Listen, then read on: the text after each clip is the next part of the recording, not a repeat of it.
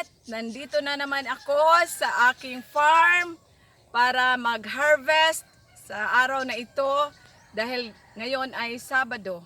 So, shout out sa taga Nanyo, Barangay Nanyo, Panabo City, Davao del Norte, Region 11. Okay, so ngayong araw ay ipapakita ko sa inyo kung paano ba ang tamang pag-harvest, pamitas ng kalamansi. Ano ba, kanang ganyan-ganyanin lang ba? So, ipakita ko sa inyo dahil kung hindi tama yung pag-harvest ng kalamansi, madali itong malanta, no?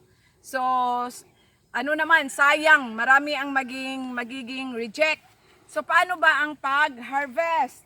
So, ito, pwede na itong pitasin. Pwede na itong pitasin. So, gamit ka ng gunting. Gagamit lang kami ng gunting kasi hindi naman maramihan talaga yung harvest namin. Hindi yung sako-sako talaga, no? So, gagamit lang tayo ng gunting. Tapos, kailangan natin close up dire. Yan lang, kailangan natin guntingin yan para may matira dito sa ano niya, oh, dito para hindi mabulok yung kalamansi.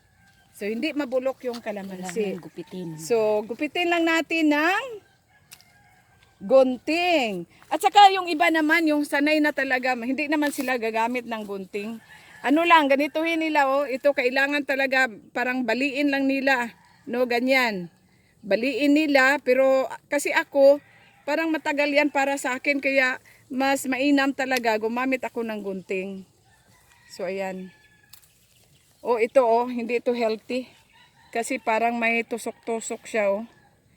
So, may ano, sira siya. Ba, madali itong mabubulok. So, ilagay natin dyan. Ito na na-harvest namin. Tapos, hanapin natin yung mga malalaki. Harvest. Ayan. So ganyan lang mga amega at saka amego. Ganyan lang ang harvest ng kalamansi. Gamit tayo ng gunting para safe. Para hindi madaling mabulok syempre kung madaling masira. So hindi na tayo balikan ng ating customer, no? At saka kailangan yung pitasin mo yun talagang mga malalaki na. Tulad nito, dami ng mga malalaki dito.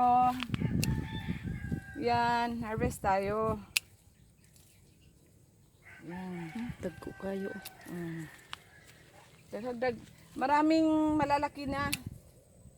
Nag-harvest sila kahapon pero hindi nila natapos. Ngayon, Sabado, kailangan natin mang-harvest. So, meron akong kapatid dito, siyang tutulong sa akin. Tulong lang siya. Tulong lang siya sa aking mag-harvest. Ayan. Tingnan mo. Okay. Dito banda. Ayan, ayan. Ito.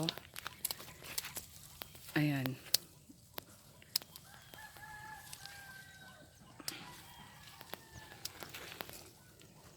Dito, may malalaki pa dyan, oh. Sa baba.